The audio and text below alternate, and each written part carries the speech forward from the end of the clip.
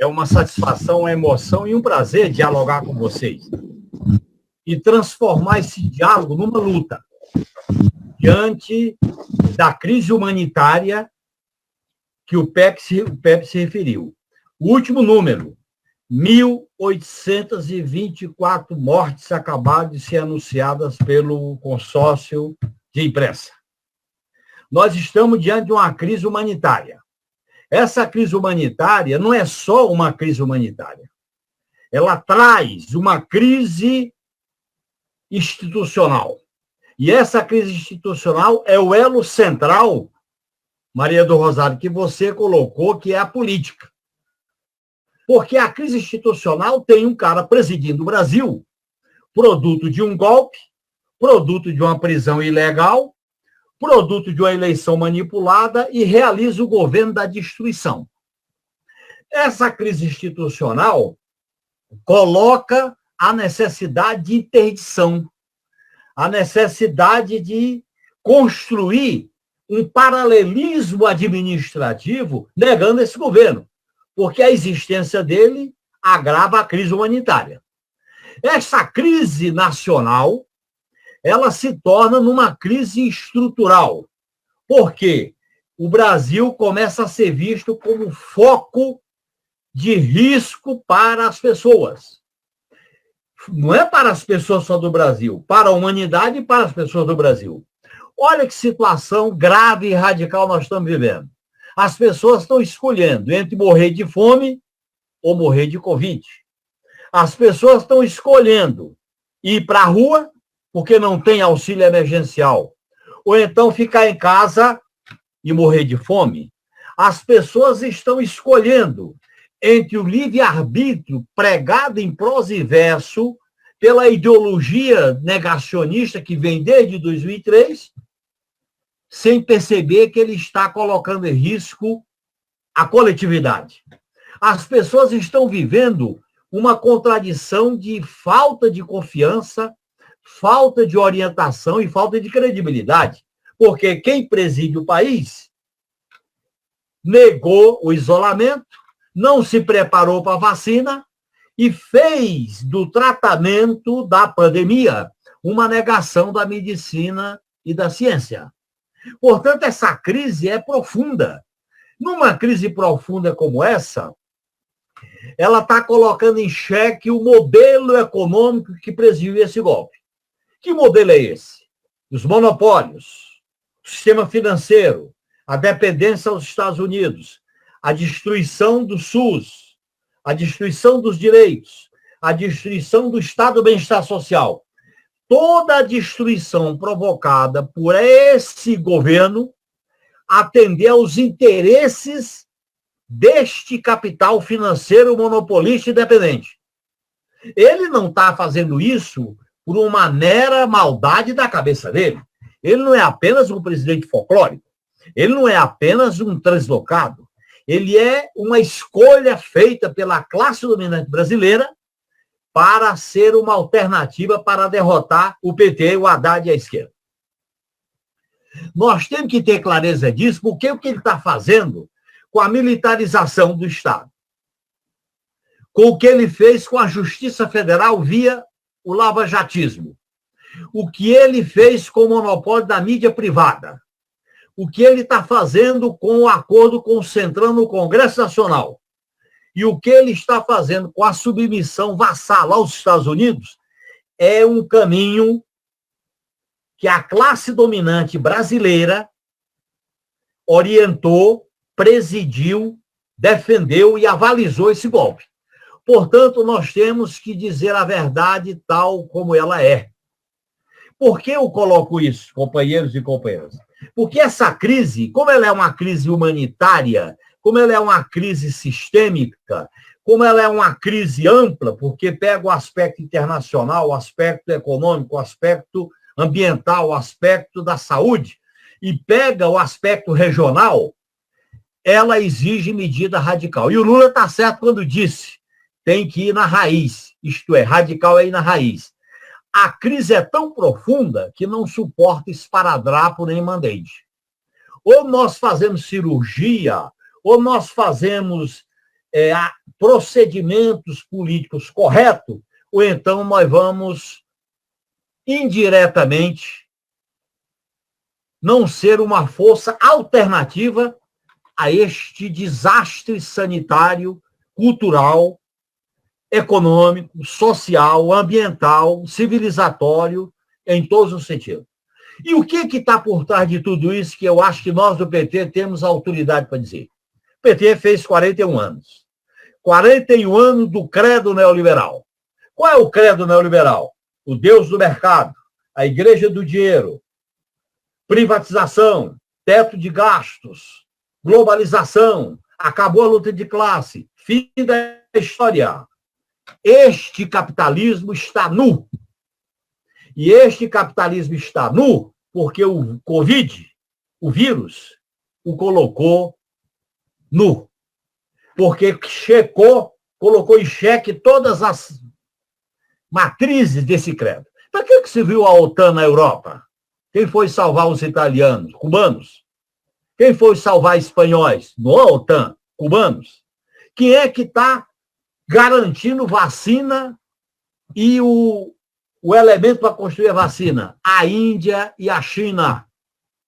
E veja bem, até para administrar a crise, os governos capitalistas centrais, como os Estados Unidos, como a Europa, estão financiando as farmacêuticas privadas. Por que eles não formam comitês de cientistas pelo poder público para produzir a vacina? Há um processo de acumulação capitalista das farmacêuticas privadas e há um processo de geopolítica da vacina. A quantidade de vacina da Alemanha não é a mesma de Portugal, nem da Espanha, nem da Itália.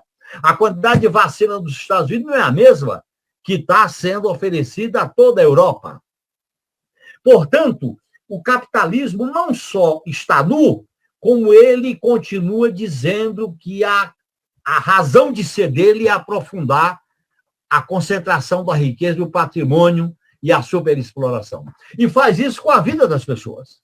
O que o capitão está fazendo aqui é apenas deixar escancarado este capitalismo monopolista financiarizado. Ele está escancarando, ele está tirando a cerimônia, ele está tirando a ritualística, ele está deixando tudo às claras, porque ele está fazendo da gestão da pandemia o exercício da necropolítica. E por que a necropolítica é importante? Porque a necropolítica é um dos elementos do sistema neoliberal. Tem que diminuir a população, tem que controlar a natalidade, tem que eliminar os imigrantes, tem que eliminar os famintos, tem que eliminar os negros, tem que diminuir as mulheres, tem que acabar com os quilombolas, tem que acabar com os indígenas. Então, a política de destruição, aquilo que uma grande intelectual canadense fala, o choque, a doutrina do choque, eles estão promovendo a doutrina do choque em cima da crise humanitária, como muito bem o Pepe colocou. E aí se coloca um problema sério para nós. O primeiro problema, companheiros e companheiras, viu, Marcon? Companheiro Edgar, é o seguinte: compromisso zero, defender a vida, defender o direito das pessoas viverem e mostrar que o capitalismo é a negação da vida. E nós temos que ser radicais na defesa da vida e da saúde. Prioridade zero. Nós temos que dizer o seguinte: as pessoas, para preservar a vida, têm que ficar em casa. E para ficar em casa tem que ter auxílio emergencial de R$600. Terceiro, nós temos que ter uma política para gerar emprego.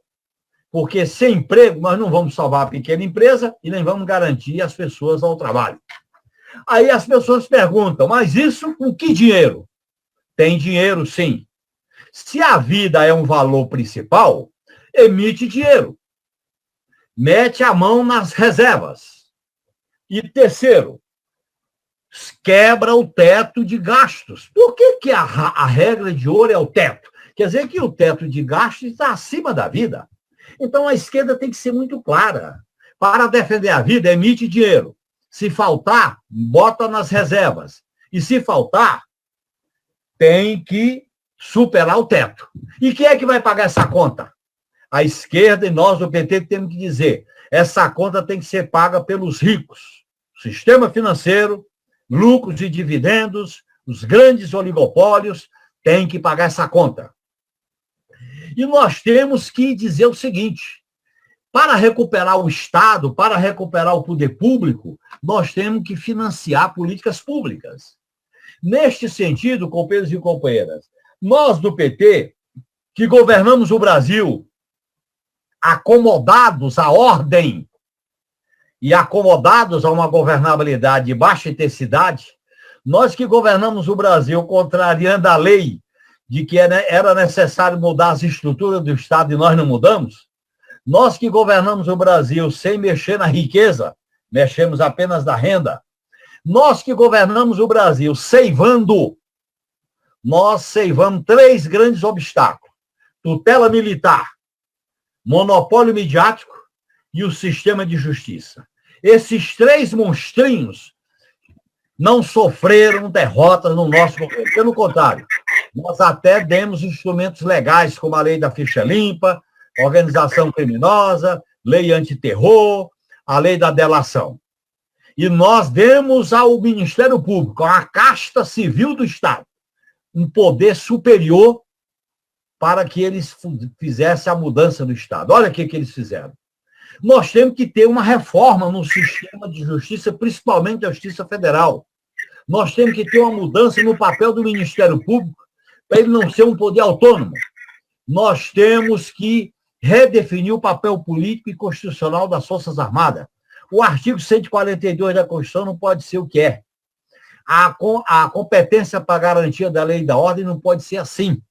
E nós temos que disputar a seguinte questão: as Forças Armadas estão subordinadas ao poder civil que emana do povo. É uma vergonha, não só o livro do general, como os diálogos que foram revelados pela revista Piauí, de como ele acordava com o presidente do Supremo que não havia risco do Lula ser preso. Isso é tutela militar.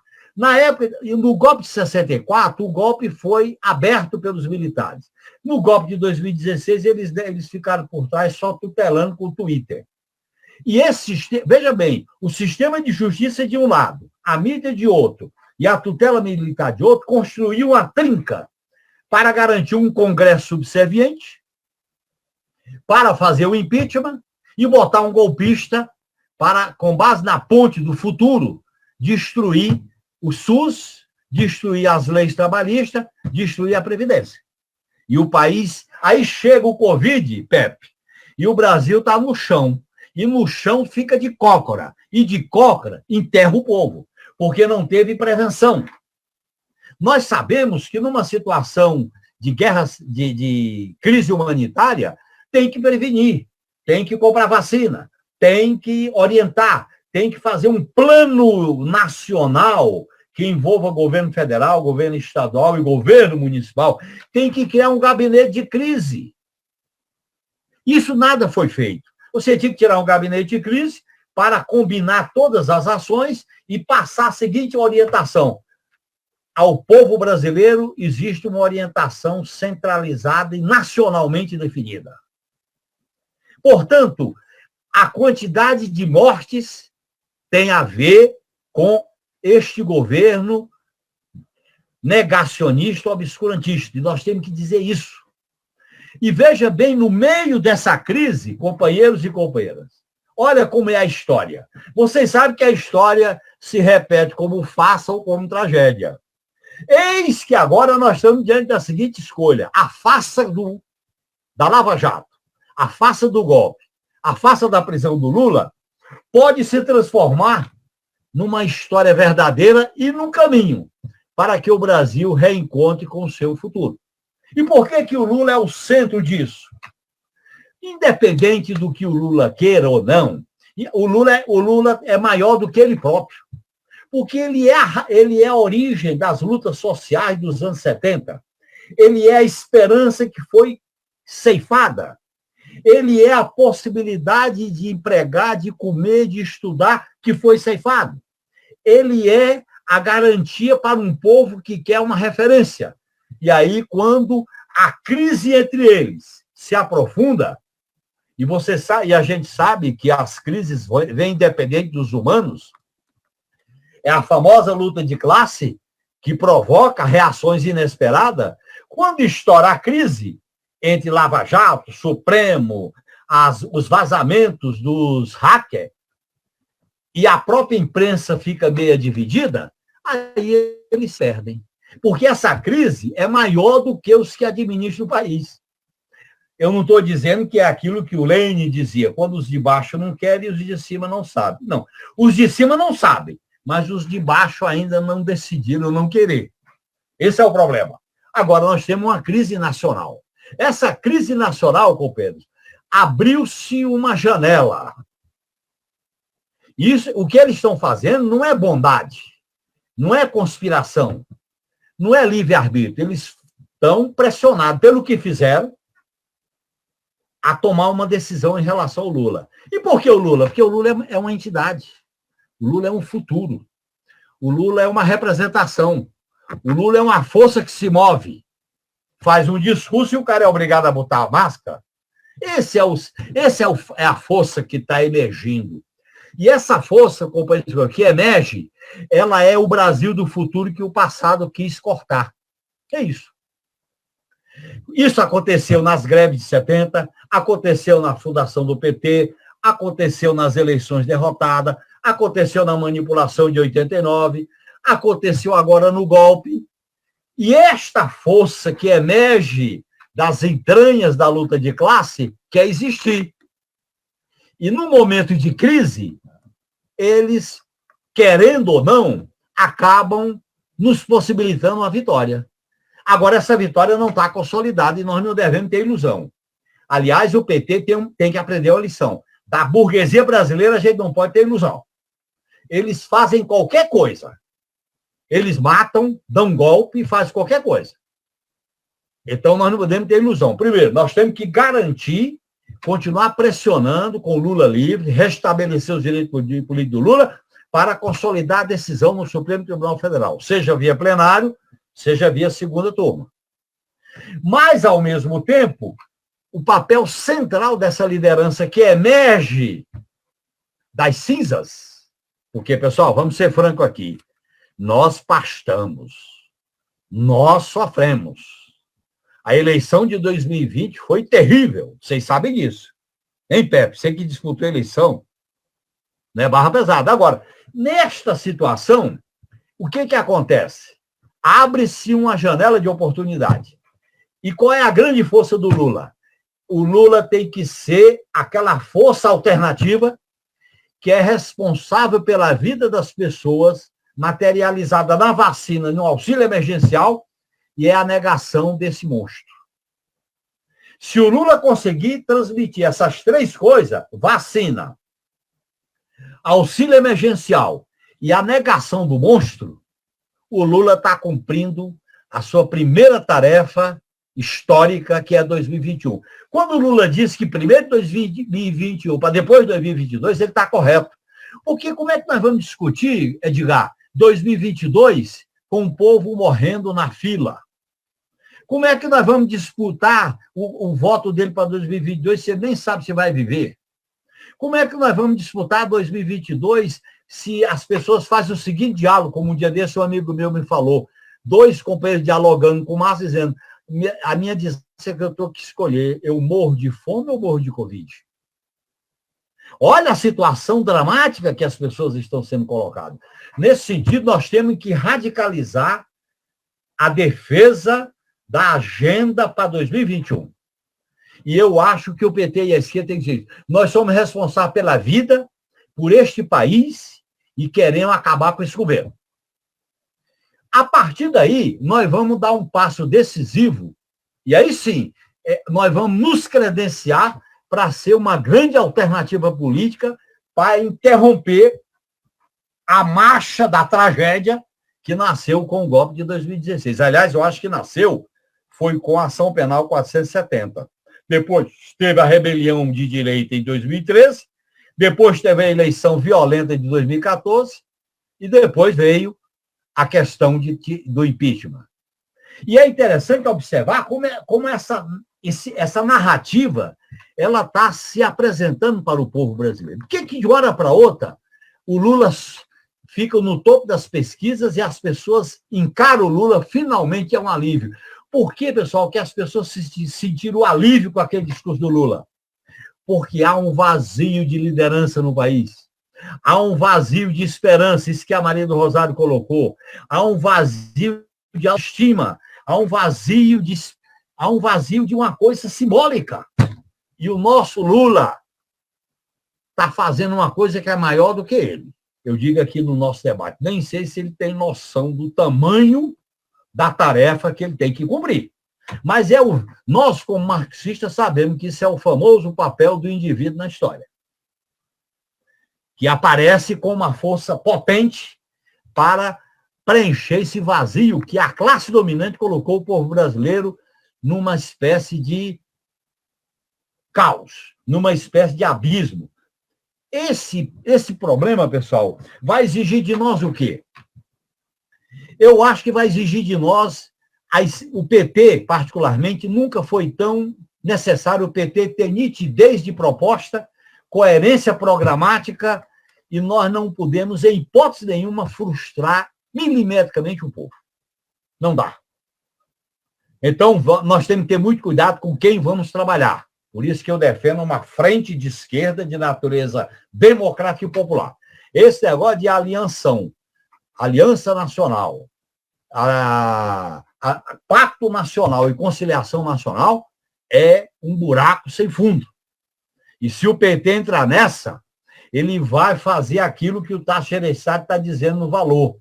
Precisa construir uma alternativa de centro que saia do radicalismo entre o PT e Bolsonaro. Por falar nisso, vocês viram aquela piada da rede social, né? Um jornalista diz, ou fazendo uma reportagem, diz, esse aqui diz que a Terra é plana. O Lula disse que a Terra é redonda. Aí um cara diz, já estão polarizando.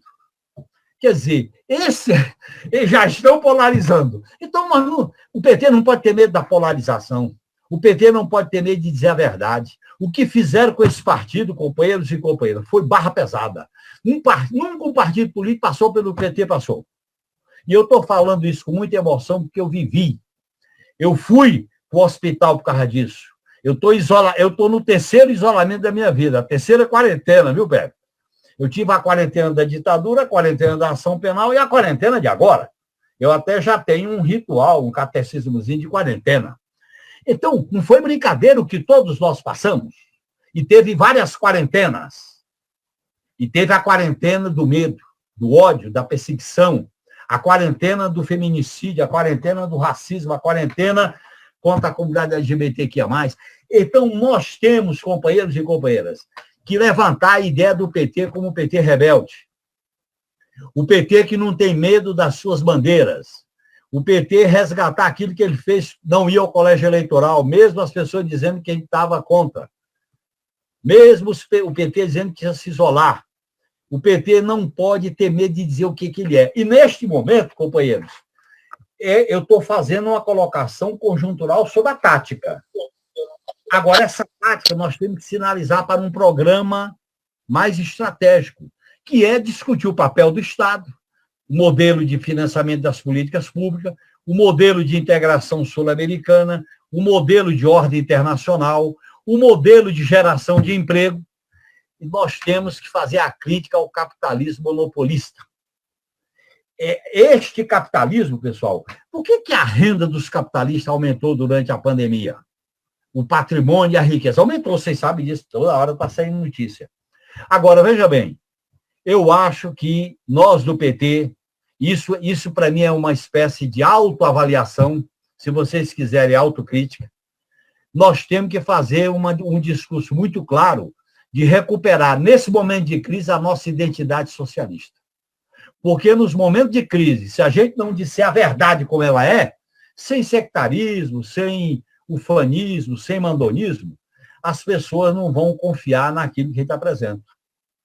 A crise exige isso de nós. E essa exigência, pessoal, nós temos que combinar a tática, o programa mais de médio e longo prazo, as alianças, e o PT tem que resgatar o seu discurso anticapitalista em defesa da sua identidade socialista. Por isso que um dia desse eu disse, num debate, que quando um governante coloca em risco a vida, e é isso que o cara está fazendo, a desobediência civil é legítima. Um dia seguinte eu vi um editorial, um artigo na Folha de São Paulo, do Vinícius Torres Freire, dizendo o seguinte: do jeito que o governo está indo, tem que ter uma rebelião contra ele, senão ele vai matar mais gente.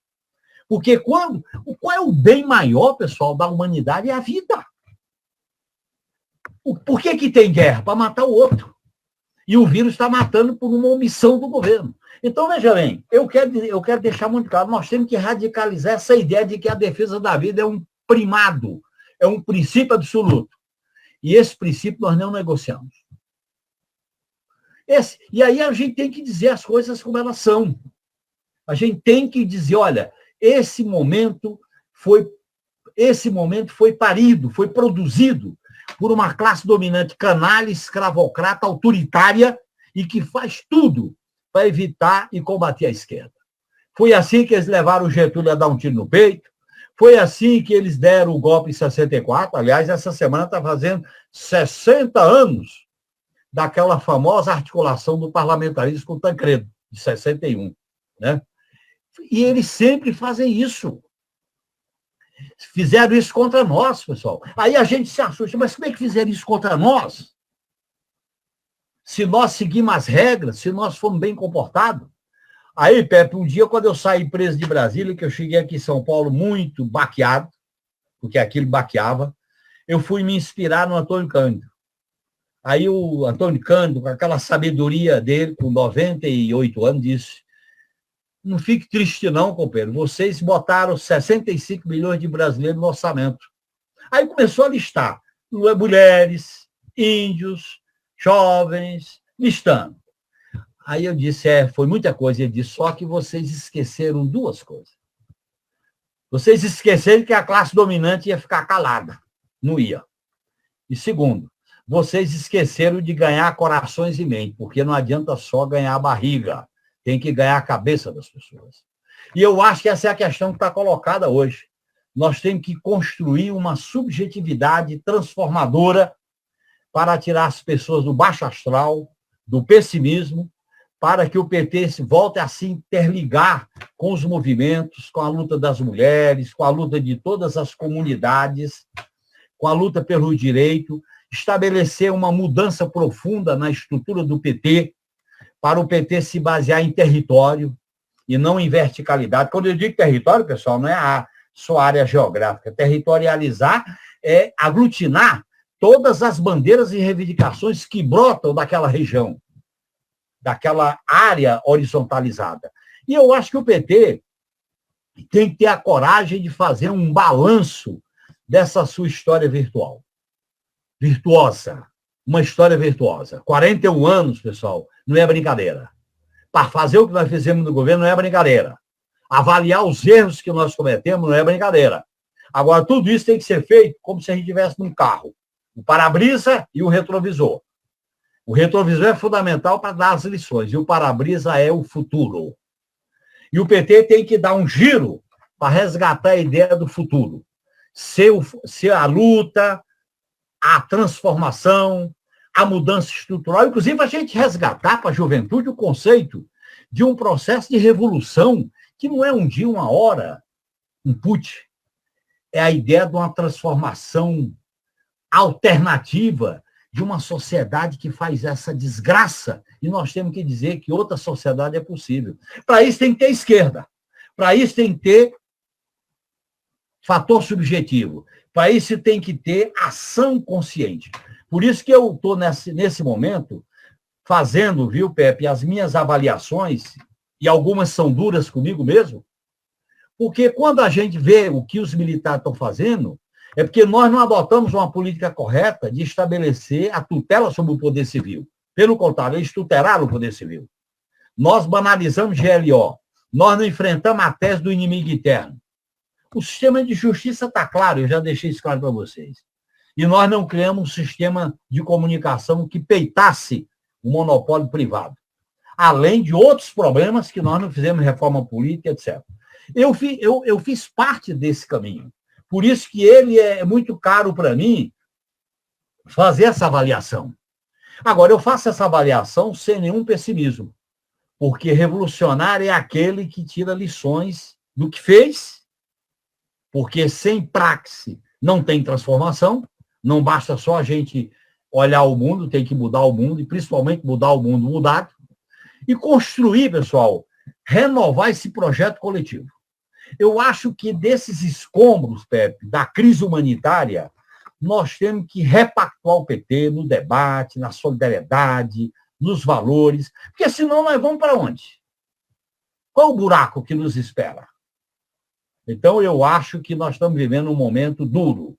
E nesse momento duro é importante a gente fazer esse debate consciente, organizado, para que a gente coloque o PT no patamar de uma alternativa de esquerda. E não é só o PT. Nós temos que, aí, a partir daí, defender uma aliança com as forças de esquerda e centro-esquerda, defender um programa concreto de aliança, dizer que nós não somos contra fazer aliança pontual e episódica, quando a situação exigir, como os companheiros fazem na Câmara, com a questão do auxílio emergencial de R$600, não pode ser o de 250, com a questão, por exemplo, da vacina.